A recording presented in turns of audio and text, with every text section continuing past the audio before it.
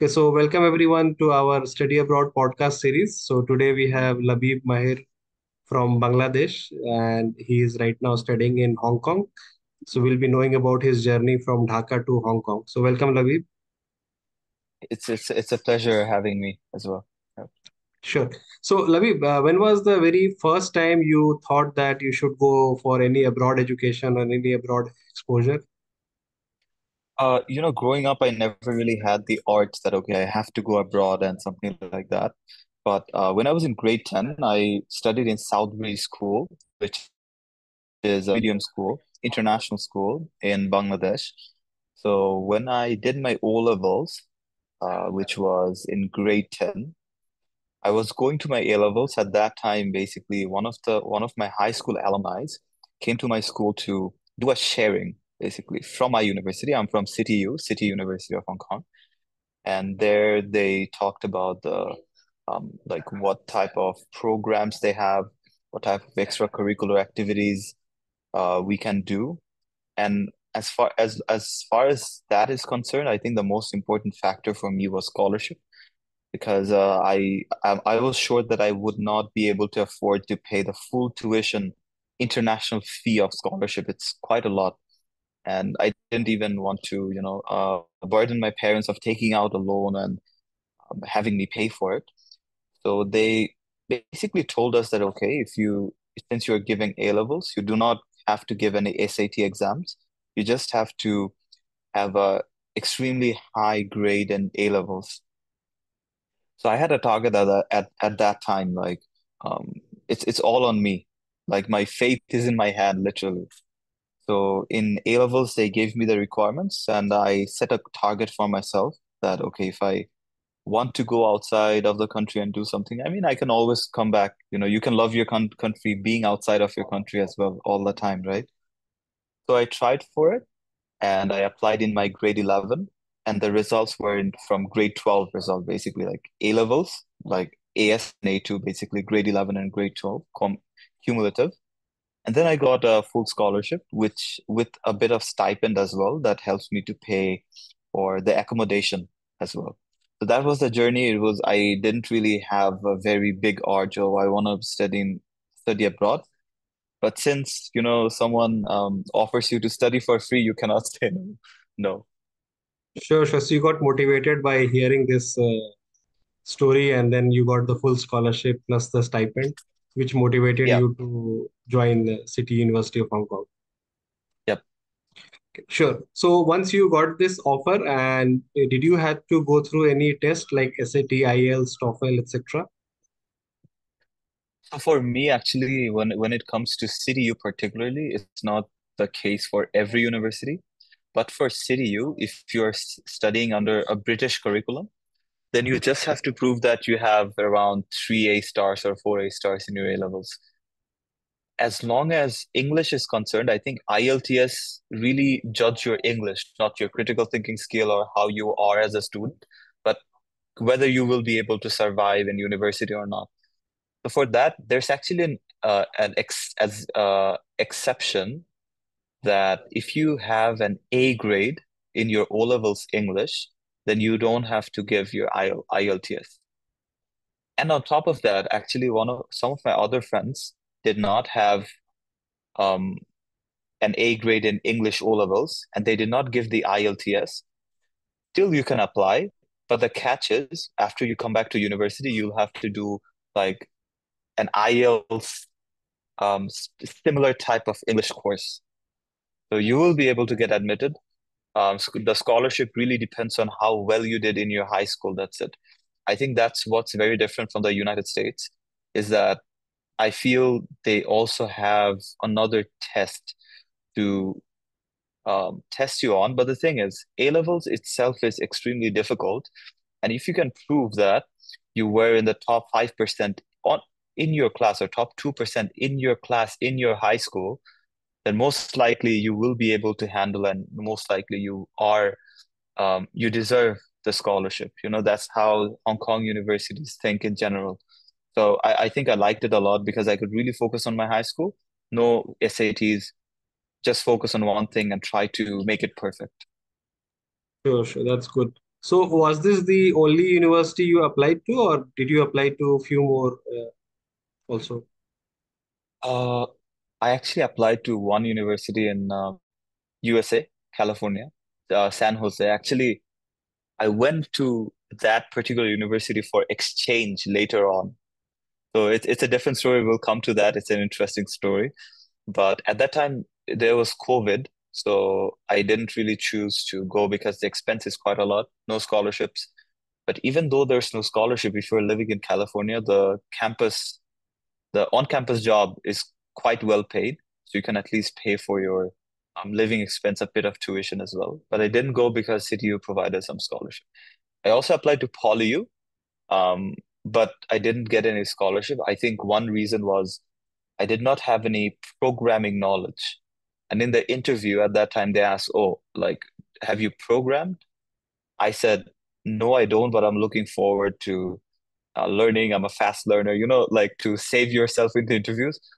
But yeah, they said, "Okay, thank you." And then they didn't offer a scholarship. So that's actually a difference between PolyU and CityU. They're very similar. So we have first UST, Hong Kong University of Science and Technology, then HKU, Hong Kong University. And then you have Chinese University of Hong Kong, which is the third. And then usually people say, okay, CityU and PolyU are like on the same level. So these are all the three universities I applied to outside of Bangladesh at that time.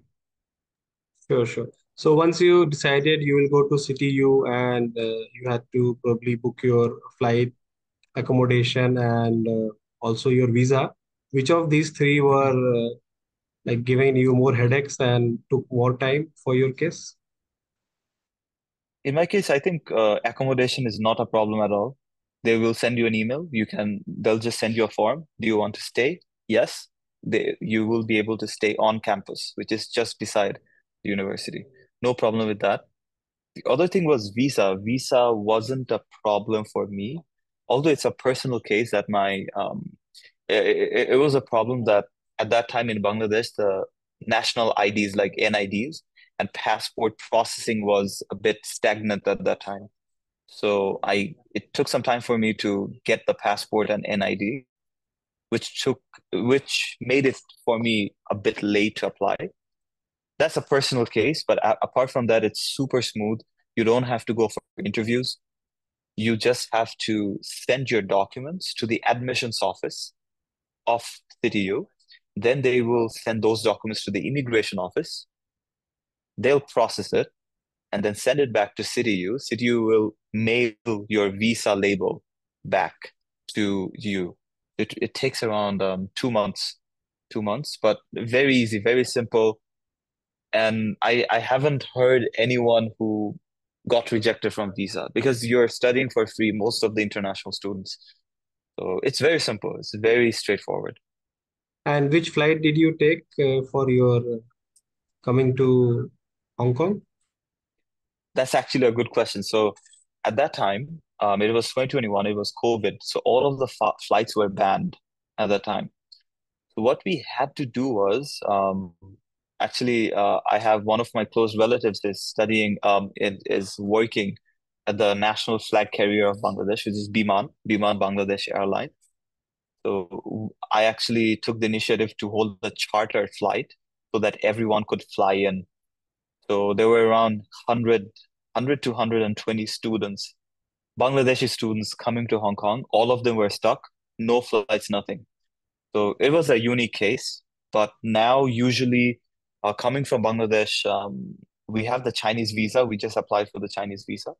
So we go to Shenzhen or Guangzhou in China by train and then take the flight from there. So it's very cheap.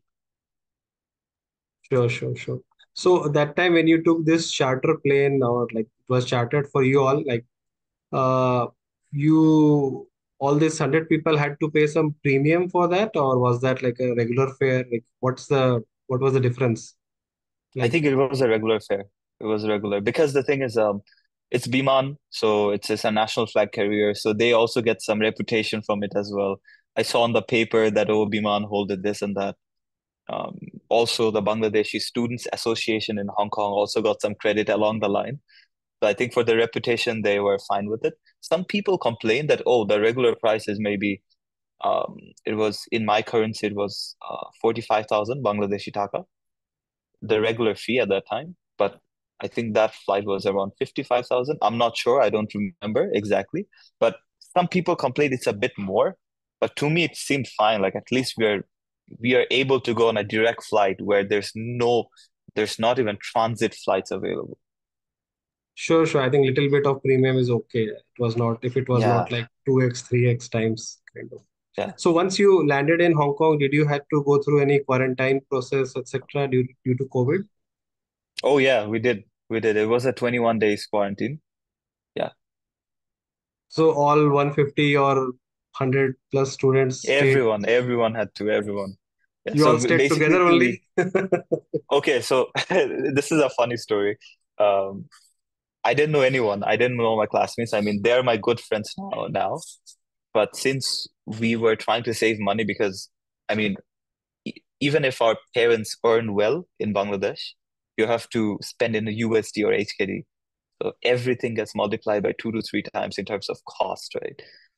So we were saying, okay, single room costs a lot. So actually, now he's my friend, but he was a stranger, and he asked me like, "Do you want to share a room together?" And I was like, "Okay, sure." And then he invited another person. So there's three random people. The first time we met was at the airport, and then we quarantined for the 21 days. It's a fun story because we knew nothing about these people. We just knew that okay, I'm studying computer science. You will be my future classmate. I don't know who you are, but we have to save money and we have to stay together. So we quarantined together for 21 days, and they're good friends now. They're really good friends. So So yeah, there was some good side effects. side effects. Yeah. So you know that once you come to Hong Kong, at least you know you have two people you know very well. It was quite fun, actually. We watched movies together and chat around. And then when we came out of the quarantine, we still, to this date, it's been 3 years, it was 2021. We still talk about how good those days were, like chilling and then watching some movies. And then every shit went down after we came to Hong Kong, studies started and everything. It's a good memory, of course. First days in Hong Kong. Sure, sure.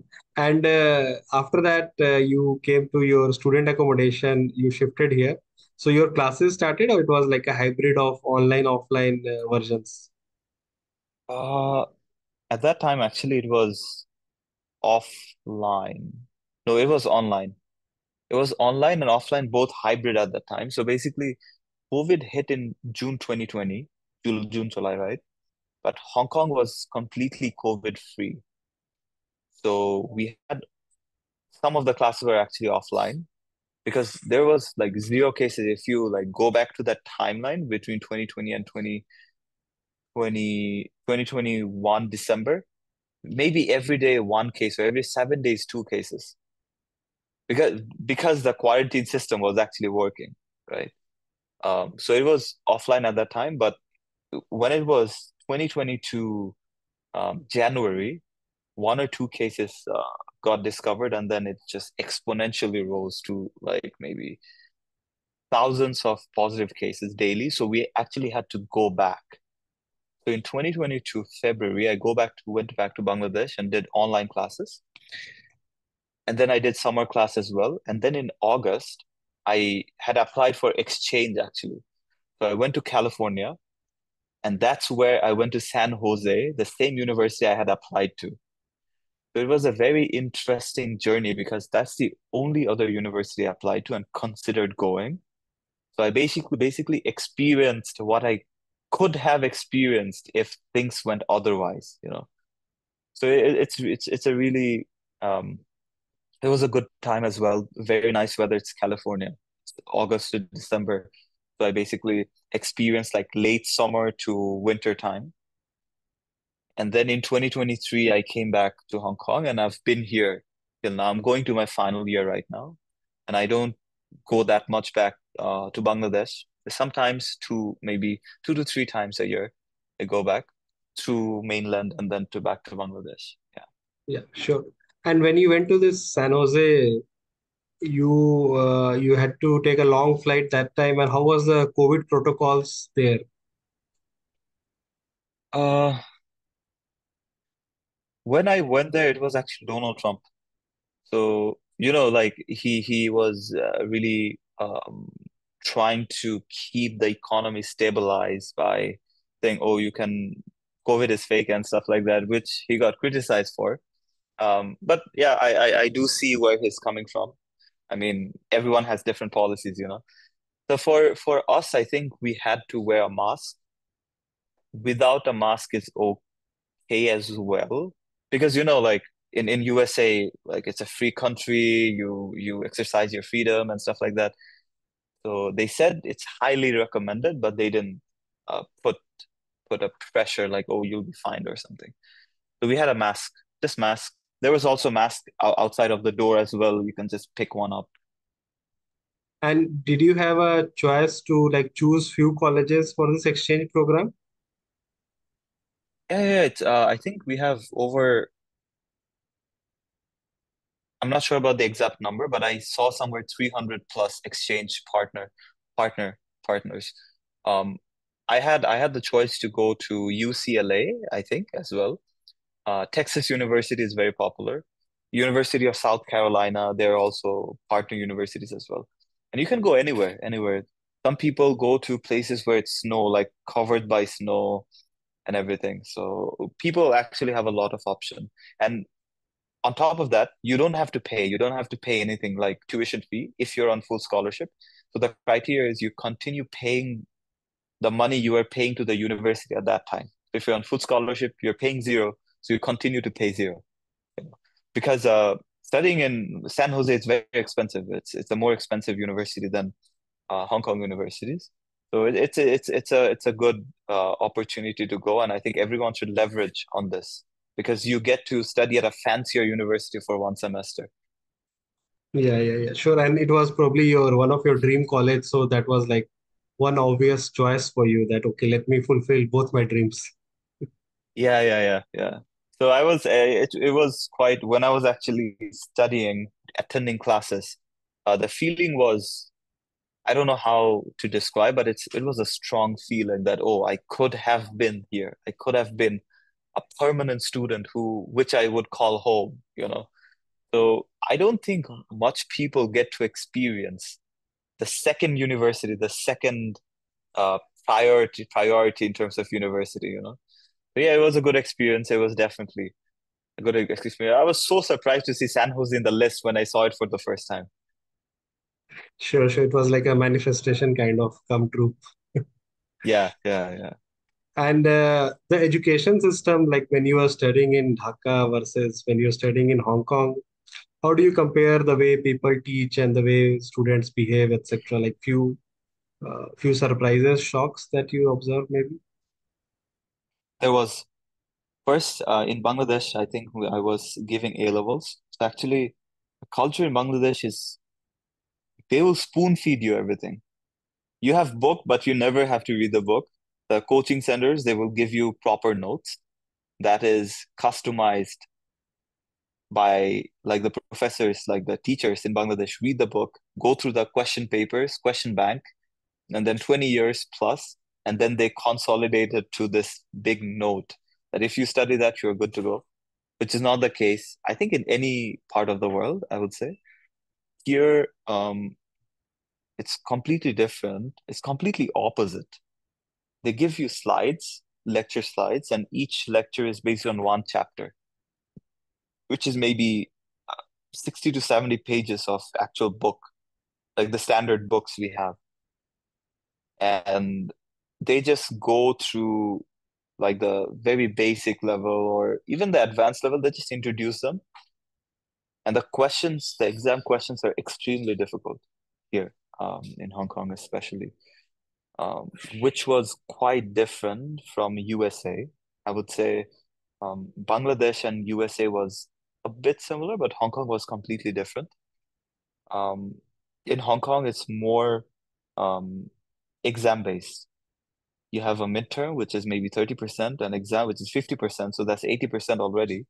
And then you have maybe like 20% class participation on project.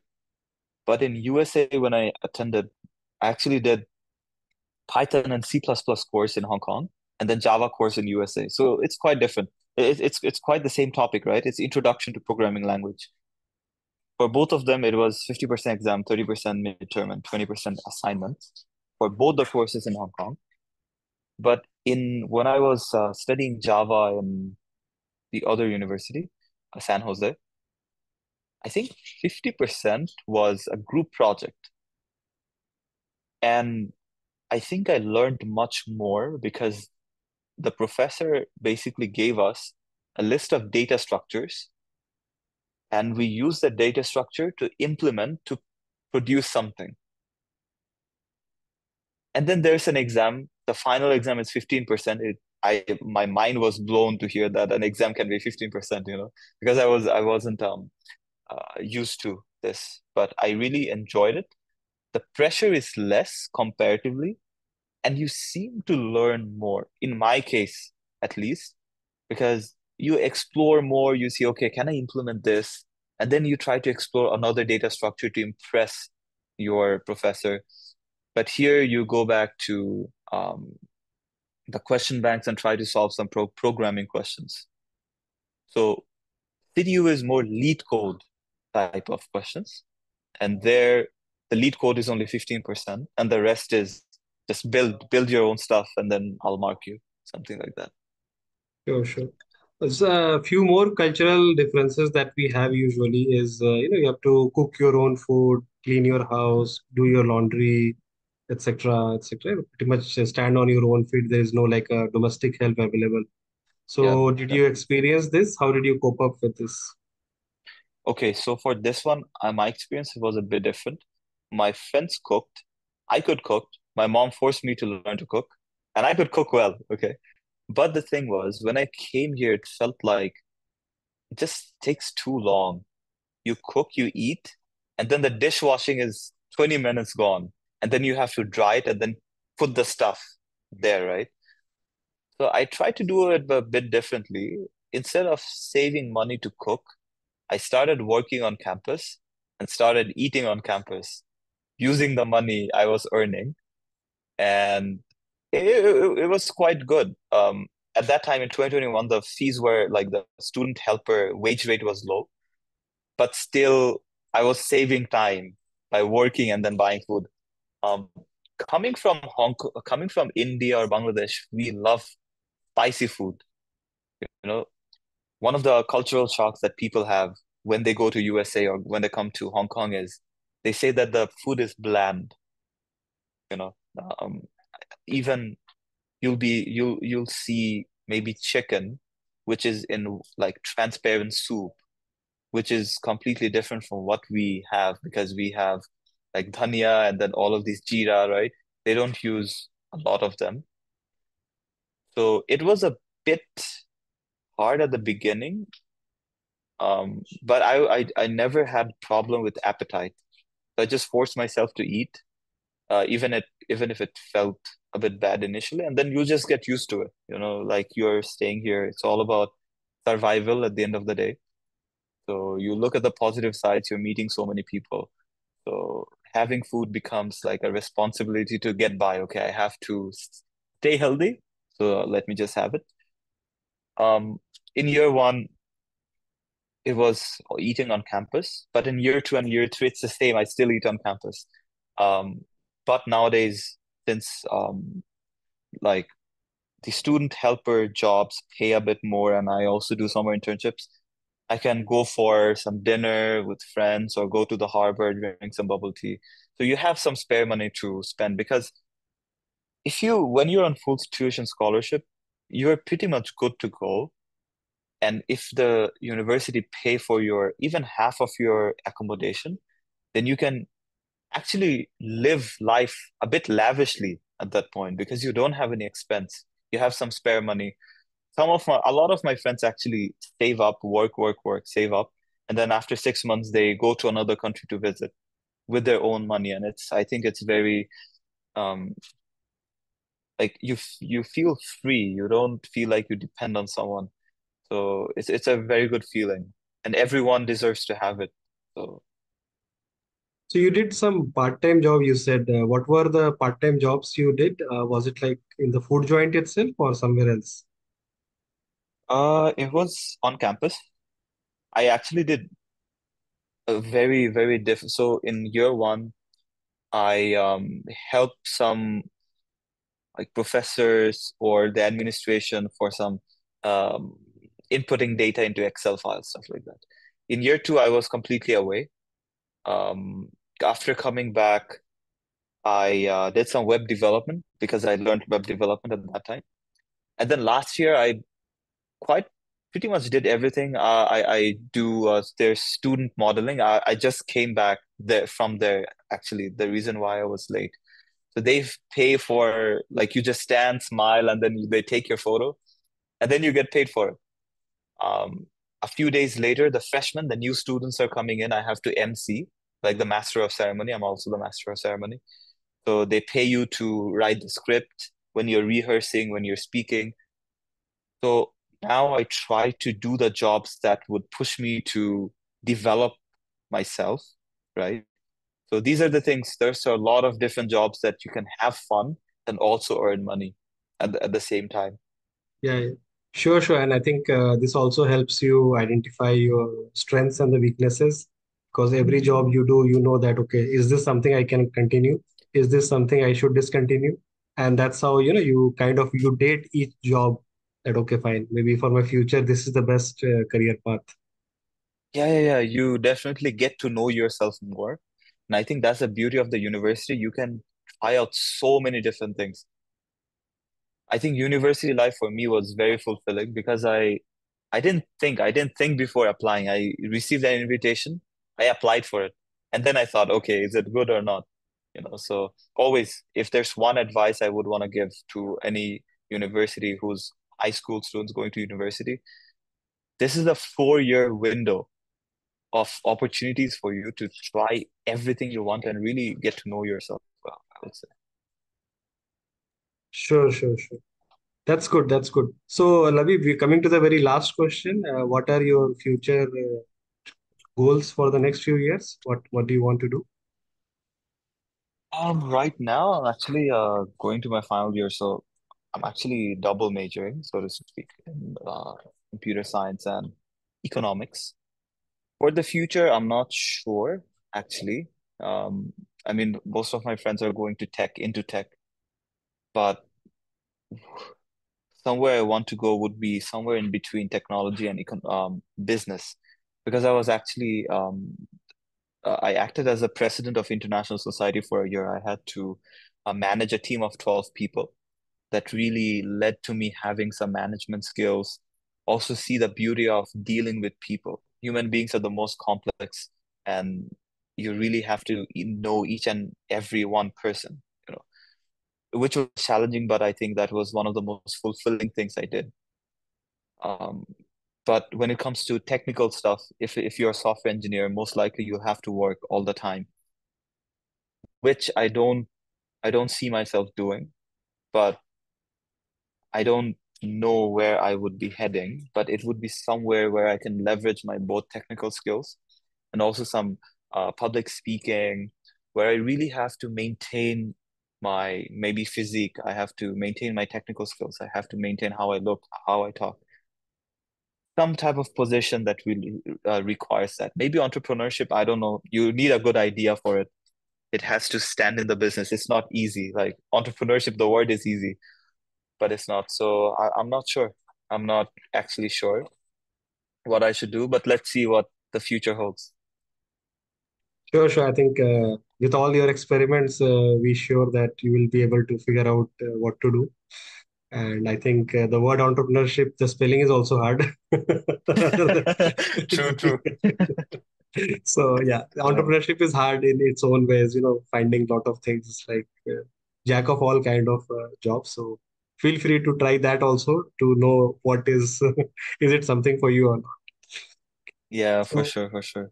So all the best, Labib, for your future. So we'll be ending the podcast and we'll be uploading this video over YouTube and LinkedIn. So there might be some people connecting with you. So feel free to connect with them at your convenience. Yeah, for sure, for sure. I mean, at the end of the day, it's us, it's the seniors who would, help the juniors get up because in life you try hard to reach the top and then you pull people as much as possible with you, right? So I always try to be the senior I wanted to get help from. So always, and please keep in touch as well. Sure, sure. Okay. Okay then, Labib, great talking to you. Take care. Bye. You too. Bye bye.